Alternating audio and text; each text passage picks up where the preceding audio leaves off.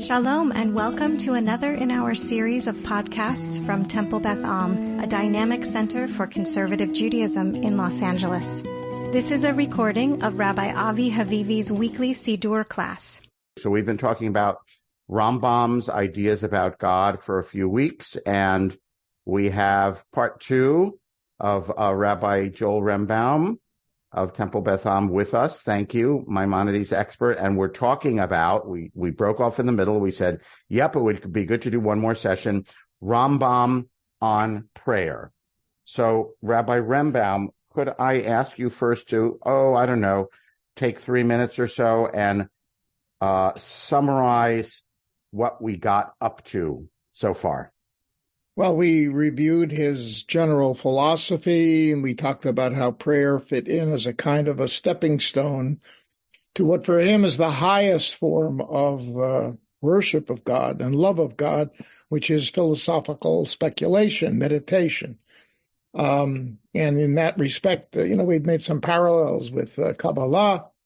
There, too, the ultimate for them is also the mystical elevation of the soul. So, but Rambam is very clear that tefillah is a necessary foundation because it lays out basic principles and because it's understandable to more people. Okay. May I so that, in a nutshell, is what we talked about today. Thank I think you. we were going to look at some specific blessings. Yeah. And more into the content of the Amidah. Good. And Rambam's take on that. Good. Can I just make a brief comment first? You talked about meditation as the word you used, and we said that for Rambam, God is pure mind or consciousness, mind, that intelligence. That's his word rather than soul, and we get closer to God by having our consciousness, mind, intelligence, try to contemplate God. It struck me as very interesting. I read a book a few years ago about the history of Jewish meditation, and there was a chapter on Rambam, and people don't usually think of Maimonides as having anything to do with meditation, but the argument was that there is actually something meditative about this intellectual contemplation. Could you just comment on that a little bit? Yeah, I mean, I think I mentioned that I've had, and I'm sure others have had that. When I as an educator, as a university professor, as a rabbi, you deal a lot with the nature of one's attempts to contact God, and the experiences that you have. And I think I understand where he's coming from, because if you are dealing with an attempt to understand what you would define as elements of what God represents, and you suddenly have a breakthrough, and it could be, I'm using this in a ballpark way. Mm-hmm. So for example, as a student of Bible, I don't claim to be a professor of Bible, but as an ardent student of Bible, and I'm sure many of you have experienced this, you're sort of focusing on a specific text that is powerful in terms of its God content, and suddenly you have this illumination, you have this sense that, my goodness, I just got something, and it's almost like you've made contact. Mm-hmm. It's like remember the movie Contact, where she uses the big dishes to try to reach out into space and to respond, and she gets a response? The same kind of thing. Mm-hmm.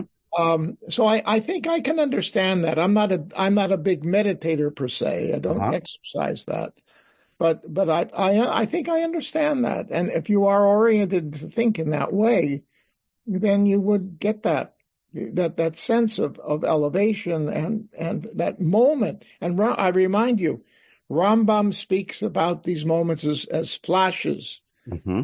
like flashes. They come and go. But when they're there, it is an amazingly spiritually elevating, powerful feeling. Does he say anything about techniques of how you do this? No, he just says you should sit quietly in the top of a hill, so to speak, and get away from all the noise. Uh-huh. And create that kind of a setting so you can do it. And contemplate, whatever that means. Yeah, exactly. Yeah, okay. yeah. Okay. Yes. Great. Right. Thanks. Okay, so now you're going to go on to talk about how this might play out in terms of specific things in the Siddur. Right. Well, I think it's clear when you read through the Hilchot Tefillah. Remember, we talked about this last time. The volume of in the Mishnah Torah, of his law code, the 14 volumes. So a Sefer Ahavad, Book of Love, which deals with liturgy and all the things related to the process of prayer. Ahava, love, is the second one. The first one is Sefer Madah, which is intellect.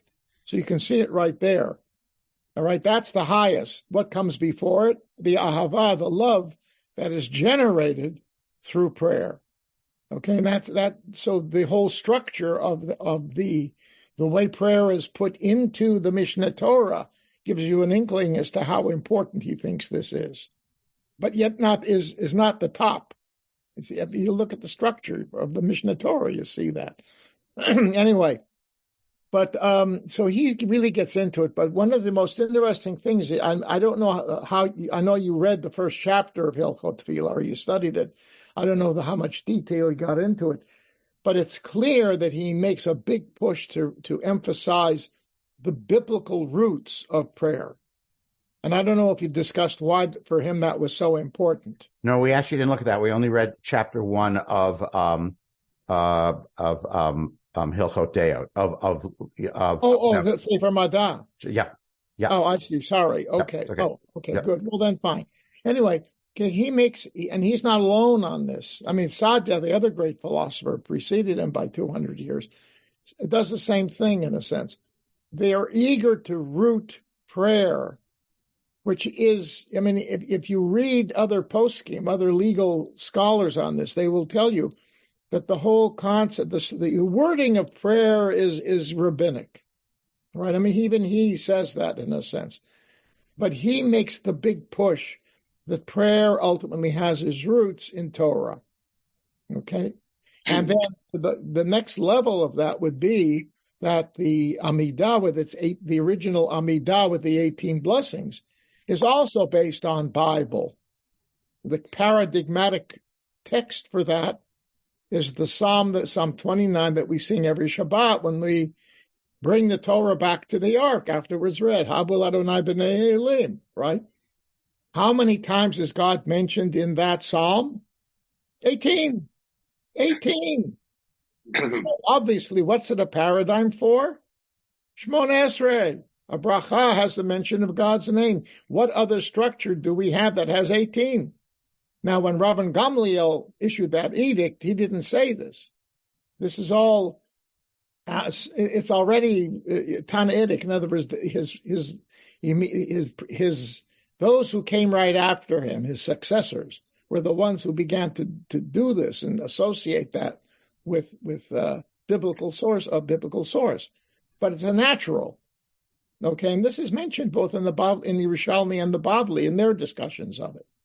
So there you go. Okay, but in addition to that, excuse me, the themes, the structure of it came from whom? From Ezra and his Beit Din. Now, Ezra, according to rabbinic tradition, is under the same kind of prophetic aura as all the other great prophets.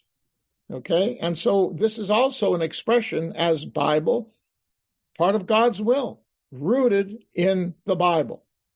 Why would Rambam be so concerned about that in particular? Why was Sadja so concerned about that?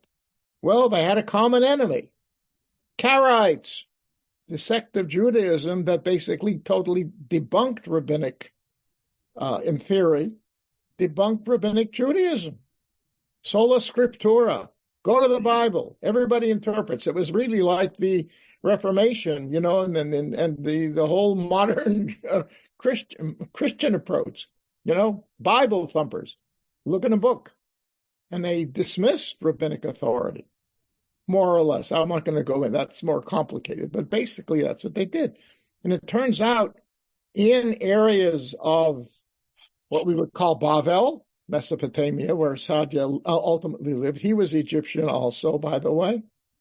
And in, in Spain and in Egypt, where, of course, Rambam ended up living, the Karaites were very active. They were a real force in, banging up against rabbinic Judaism.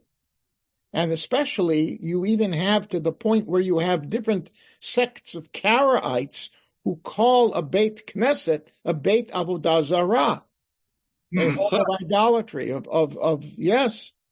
a place where idolatry exists, and the prayers as being worthless.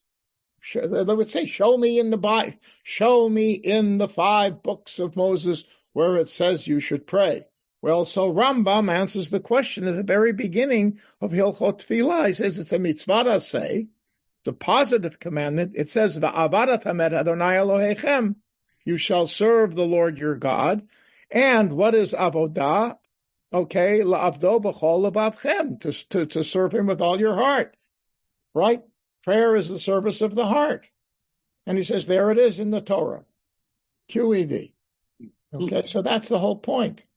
So that's why this whole discussion becomes really critical for his thinking in the overall. All right? So that's step number 1.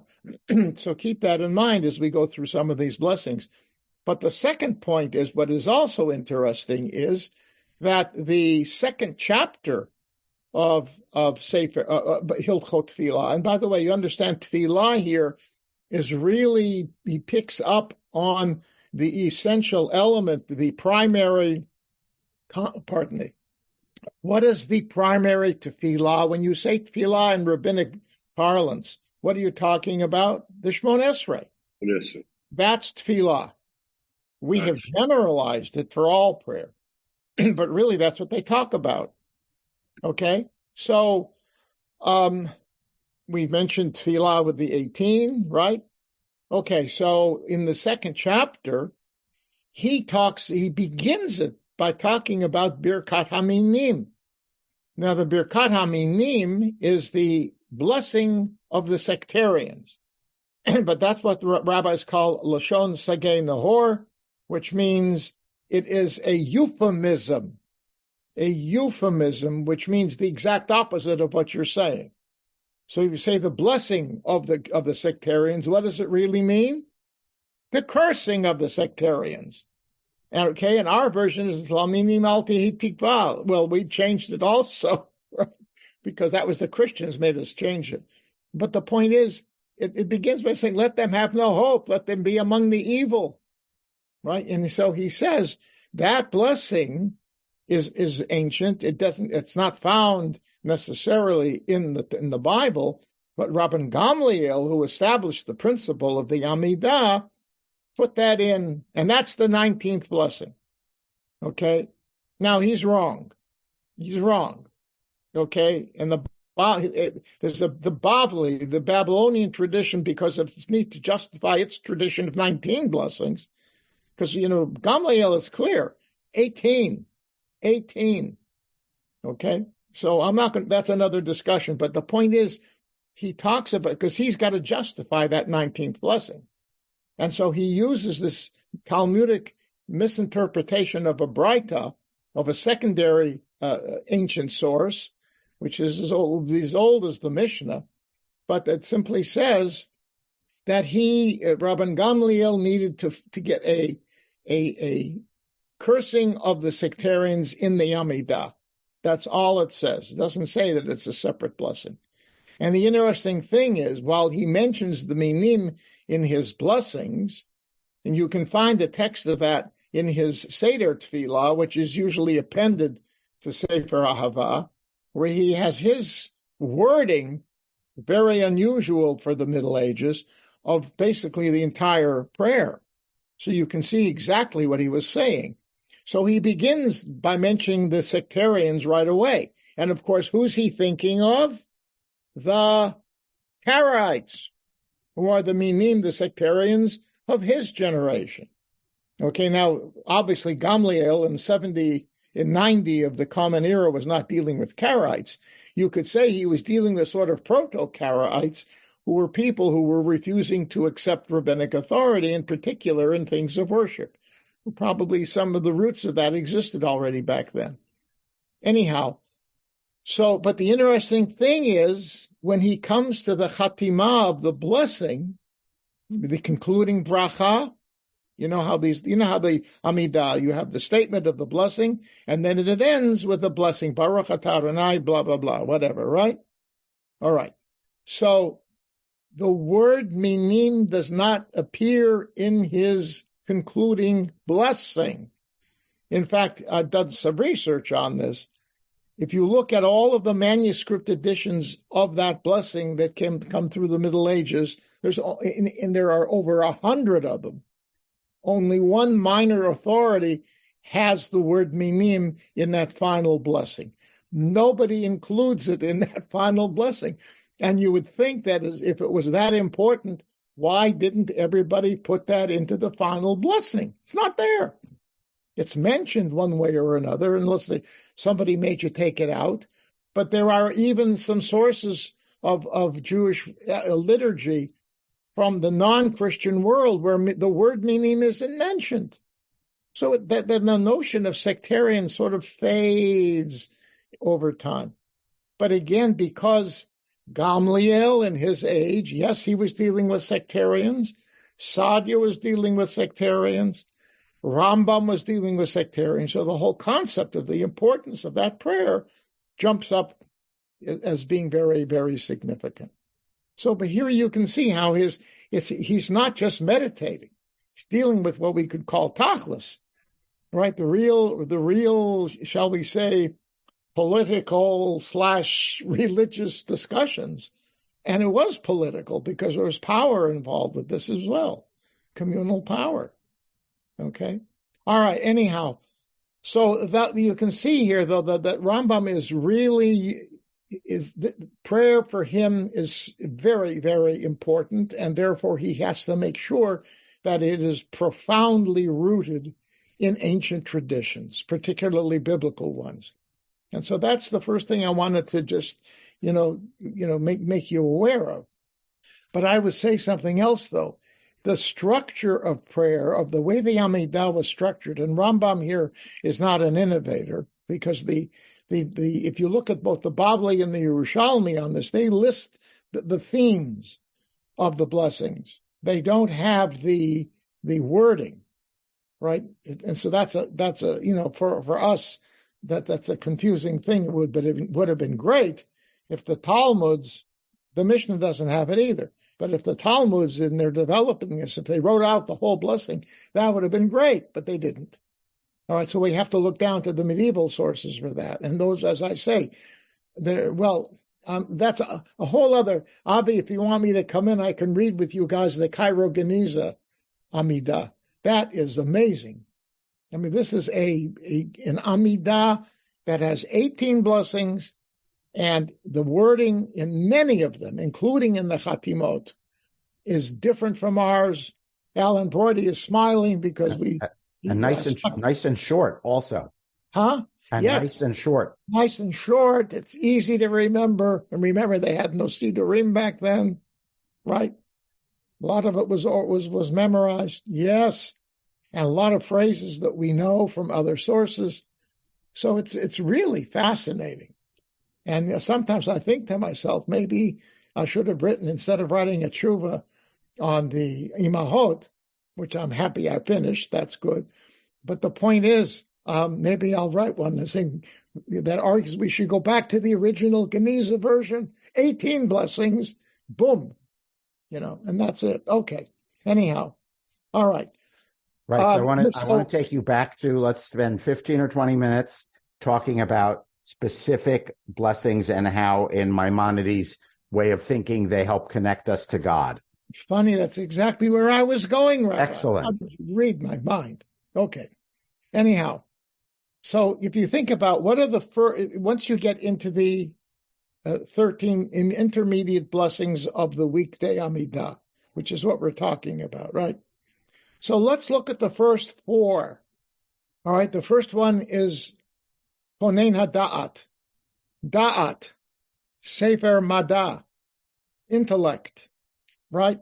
From Rambam's perspective, as based upon, his own hierarchy of principles, the intellect is the highest. And look, and lo, and behold, the 13 blessings of the Amidah begin with that word, with that concept. Obvious that, from Rambam's perspective, the light went on. But to make it even more significant, in these early books, one of the most important themes that he develops, not specifically related to prayer, is teshuvah, repentance. Well, that's the next blessing, right? And then what comes after that? Slicha, forgiveness. Okay, so you can see that as Rambam is reading this through, he's getting more and more excited. He's having more, if he meditates on it, he's getting more and more sparks from God, saying, this has got to be from God. Because this whole structure represents what I, Rambam, have considered with my God-given intellect. And it's really very interesting. You can understand, if you understand the structure of the 13 blessings, really it is it's an essential point of rabbinic teaching as well. Because, you have to, remember we talked about this briefly last time. The blessings themselves are a structure of the bringing about of the Messianic kingdom. That's where it heads, and that's where it ends up. The last blessing is David, right? It starts with intellect, ends up with Beit David, the house of David. Okay? So that's what it is. But the foundation of this whole thing is knowledge, and da'at, that verb, yud yadoa, yud dalad ayin, doesn't just mean, it means more than intellectual knowledge. It means intimate knowledge, deep knowledge. It's used for carnal knowledge as well, right?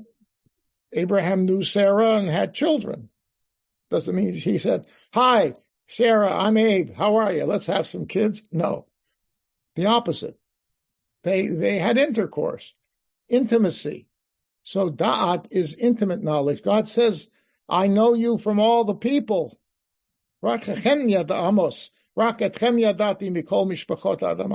know you more than any others. Therefore, I'm going to punish you. Okay, but he knows, I understand how you operate deep.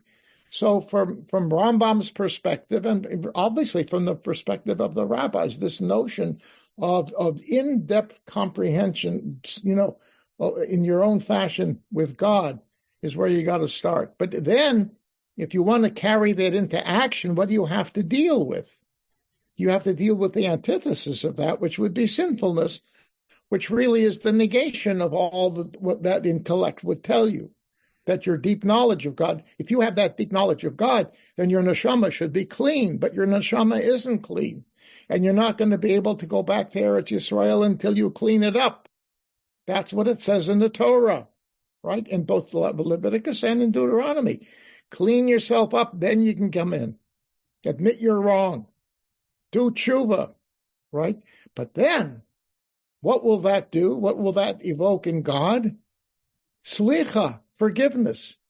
And that's the paradigm. So Rambam uses that also as the paradigm for interpersonal relationships. God will forgive. God loves to forgive. Because what is God's primary attribute? Even though Rambam doesn't want to talk about it. But at the end of the Moreh Nevuchim, he does talk about that. He incorporates in the last part of the Guide for the Perplexed, Adonai, Adonai, El Rachum V'Chanun, Erech Apayim, etc. The line from Exodus chapter 34 that we use on the Yom Kippur 100 times a day. Right? Adonai, Lord, Lord of the forgiveness. Right? God's a forgiving God. Compassion. And he says, if you are the one who was harmed by me, and I ask for your forgiveness, I do tshuva and ask for your forgiveness, you must forgive me. Otherwise, I can be deemed even as a sinner.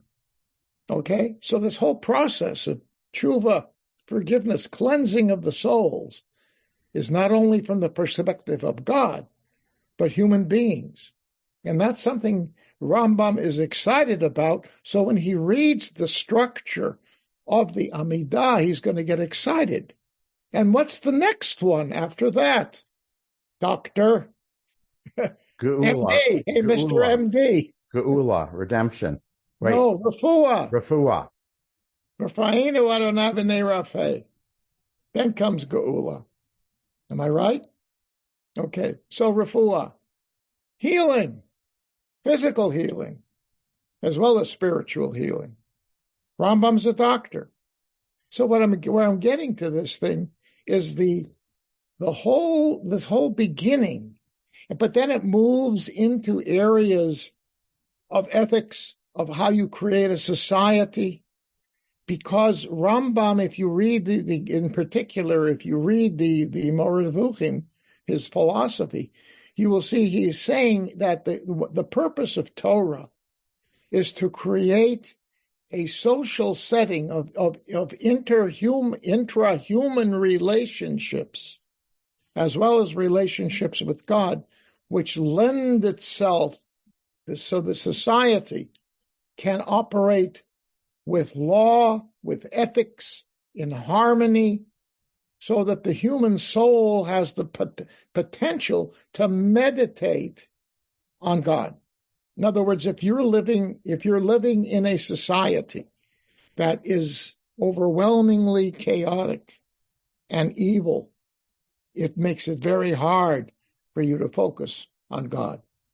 Rabbi, doctor. Sorry, I just want to say you bullied the right answer out of me. It was Geula and then Refuah. Oh, Geula comes first? Yeah. Okay, thank you. Then Refuah and then Birkat Hashanim, Parnassah, right. Sustenance. Yeah. Okay, good. Thank you. I don't think it makes a huge difference. No, you're right. You're that right. Section of sequence. I just wrote this down quickly as a little reminder. See that?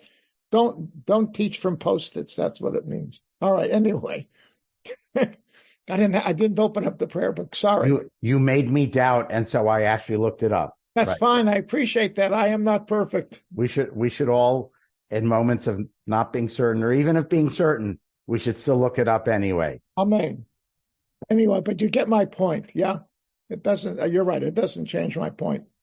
So when he sees this, as moving on from where I was before, for him, that whole concept of creating a sacred community grounded in Torah. And that's why, for example, for him, the Birkat HaMinim becomes important because, right there in the middle of it is a powerful force that's got to be rooted out because it's what it's doing. It's undermining this opportunity to create a sacred society. It's undermining it. It's shaking it up. Okay? And therefore, you've got to get rid of it. But then, after that, it says, Ala Tzadikim. Right, the prayer. Now here I know I'm right. Okay, and the interesting thing is, if you read that in the versions that Rambam has, and his already is a little bit modified, but if you go back to the original version of that blessing of the righteous, it begins Al Gerei HaTzedek Yehemu Rachamecha. May the converts be embraced by your compassion. It begins with a reference to converts. Okay? Now, conversion was minimally an effort by the Jews. Their Christianity quoted the line from Matthew saying that a Pharisee will go over, across the world to make a single convert. And based on that, there was a lot of thought that the Pharisees were big converting people. No, there was conversion, but it was not something that was a major thrust of the community the way some people thought. And the Romans, of course, after the Bar Kokhba revolt, basically made it a capital crime, which is actually before that even, but it was a capital crime in the Roman Empire because you were detracting pagans from the Roman religion.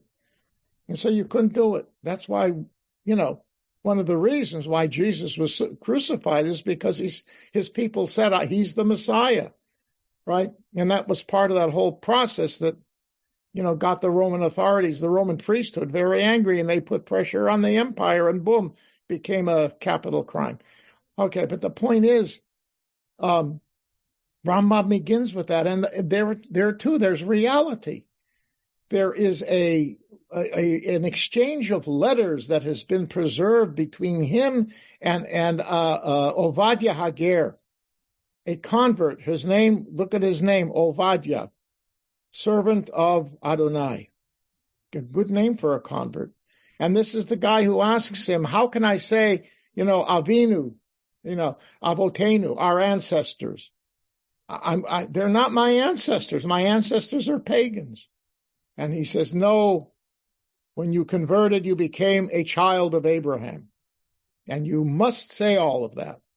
And you must consider yourself to be totally as part of the Jewish world, Jewish community. He really was very sensitive to that because obviously from his perspective, seeing the pressures from without and within that deal with the sort of unwinding of a community, any person who steps forward and says, I want to be a Jew, Kol HaKavod, who was very open-minded about conversion.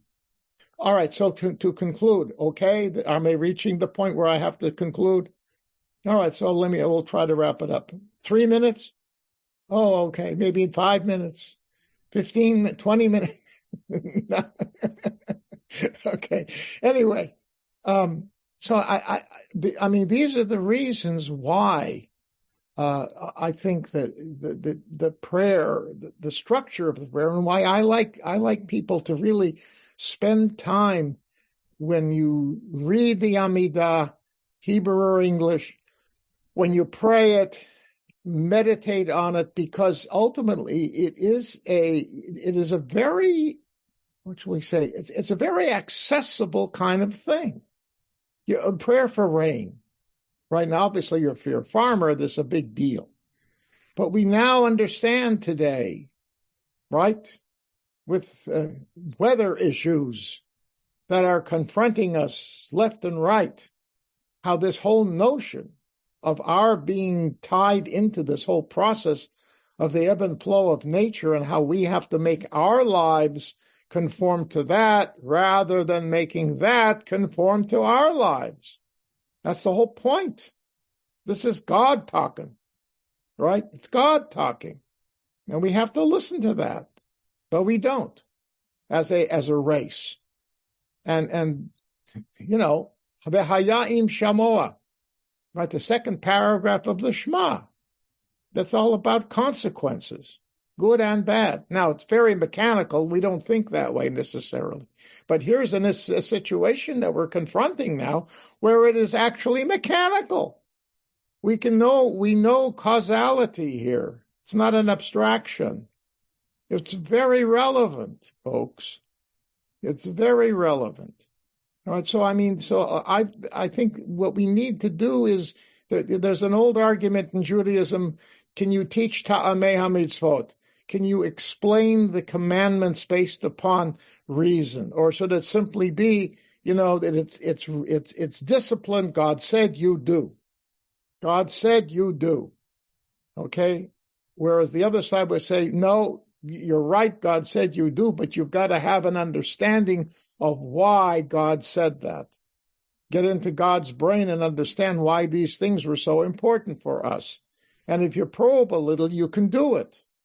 Okay, now the wording is old, so you have to sort of rethink it. But again, read Shakespeare, read any great literature. The language is old, but there are, eternal principles, or if you will, or very consistently relevant principles that flow out of all that old language.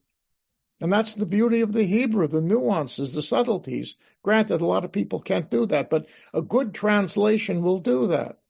And I actually I think I said it last time, the Lev Shalem translation better than the previous ones because it's the most literal. And I say make it literal with comments, make it so it's more understandable. But there's importance in the literal meaning of these words. They had meaning to people and the elements of that meaning can still be relevant. So as you hear, I'm a strong advocate for learning prayer, understanding prayer. That's why I teach it. That's why Avi Havivi teaches it. Okay, that's why Mike Harris is there every day, making sure everybody does it. Right, Mike? Anyway, no, but this is critical. Okay. I want to take 2 or 3 minutes and say, are there questions for Rabbi Rembaum? In terms, you say that the order is so significant, yet we're starting at the order of Chonen Hada'at, which is among like the highest levels of contemplation. Doesn't it make more sense to deal with everything else leading up to contemplation? Shouldn't it be hafuch? Or in a more general way, how is it that each of these things is where it is in terms of Maimonides' mindset of the order of the... Look, right, that's a good question. I think it asserts the basic, what it does is it begins with a basic understanding of the human being. Remember, we are different historically, traditionally. Human beings are a different creature, completely different from everybody else. Okay, that's how the ancients viewed it. Today we know that animal intellect, or whatever that means, is maybe more subtle than we realize. But the point is, back then it was very simple. Human beings are the rulers of the animals. We are the smart ones. Yes? So you start with the essence of what it means to be a human being. All right? And that's where that jumps off. And then, but what it's saying immediately is one of the great weaknesses of the mind and of the ego of the human being is to be very selfish and to hurt people. So it says you got to first clean that up. And a real human being is a compassionate, sensitive human being, not somebody who steps on everybody. Tshuva, slicha, from both ends of that process. That's the whole point. So it begins with what it really means to be a human being. And Rambam will say the human being is the talking, thinking animal. That's what sets us apart. And that is basically what Genesis chapter 1 says, right? Tselem Elohim. It establishes that principle. So it's a very it is an important thing. Yes, at the end you end up creating the society that, according to Rambam, will lead you to be able to do a better job of what you started off with at the beginning. If you have the Messianic era from his perspective, if we're in it, then it's great. We can study philosophy, and when we finally die, we go up there, and boy, we're right up there with the Kadosh Baruch Hu. Not quite, but we are sitting at the feet of the Kadosh Baruch Hu. If you want to sit at the feet of the Kadosh Baruch Hu, got to live in this society that's based upon the fully developed human being. And that means, from his perspective, da'at. If you have the da'at, that opens all the necessary doors. So I think that's why he begins. Oh, I see another hand. Oh, my. Larry, Larry, in your car. Don't have an accident, Larry. Carefully, because you're mobile. Very carefully. Look at the road. Oh, he stopped. He stopped. Okay. Yeah. Okay, can you hear me? Yes. Go ahead. So I have it's a question, but it's a question based upon what Alan asked. Is maybe we can conceive of the English term understanding, not as a state of being, I understand, I know, but as a process that I am endeavoring to understand. And that's what human beings do that animals don't do, is we try to understand, and that makes sense for me why that would be the first bracha, because the whole process is now trying to understand our place in the universe. That's very good. Yes, I think that goes hand in hand with what I was trying to say, because, yes, that's a very good. So once you've done that, once you begin to think in those terms, then everything else that follows makes sense. Did I get you? I think you got me exactly. I mean, I don't want to go on too much. I would only say those people who think that they understand aren't open to new information, to the possibility of being wrong. Those people who are open to the process of understand that It's lifelong, and for human beings as a race, as you say, as a species, it's eternal. We're always trying to figure it out. Right. And you're right. And in the end, if our goal is to understand more and more, even if they're just sparks of God, the more sparks we can experience, the more fully human we feel. Our relationship with God deepens. And of course, it's an ongoing process because we can never fully understand God anyway. So, but it's an ongoing by definition. And even when we get up to heaven, Rambam says, we are not going to become part of God.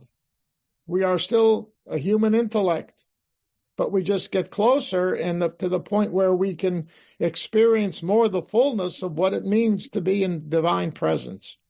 So yeah, but it's even there, you're going to keep growing in heaven. In fact, it's interesting. Rambam says that when the Mashiach comes, it's not going to be he uses Rabbi Ishmael's interpretation of the Messianic era, that there's nothing difference between now and the Messianic era, except we will be a free people. We will not be enslaved to anybody else. And that fact, according to the way Rambam interprets it, means that the Mashiach will be strong, we will be at peace, and then we can meditate and we can live a longer life, okay, really, very long life, and really meditate more on God here. So when we die, we are even more fully equipped to ascend and then to participate in the higher levels of comprehension of God.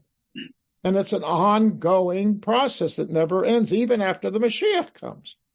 Because he's got a balance between, Tchiyat HaMeitim. Why, if you're supposed to end up with your neshama by God, why would you put my neshama back in my body? Okay, he says, well, that's the reason, because I am going to need more time to ripen my intellect so that I can get back up there and really do it and have a good time with God. Yeah. I'm paraphrasing him, obviously. All right. Okay, but that's the whole point. That's a good note on which to end. We should all spend more time with God, but we should live long before we do it that way. Yeah. I want to thank Rabbi Rembaum for joining us for these 2 weeks. Really appreciate your time and sharing with us and helping to open these ideas up for us more. Again, we're going to take off next Tuesday, the day after Labor Day, also known as Rosh Chodesh Elul, and we'll resume the Tuesday afterwards. And if you want to read the Genizeh Amida, I'm happy to help you do that. Okay, thank you. Okay. Stay healthy, all. Be Torah. Pray for peace. Amen. Amen. Amen. You have been listening to another in our series of podcasts from Temple Beth Am, a dynamic center for conservative Judaism in Los Angeles. If you enjoy these podcasts, we invite you to write a review on the Apple Podcast site or wherever you get your podcasts. For more information about Temple Beth Am Los Angeles, go to tbala.org.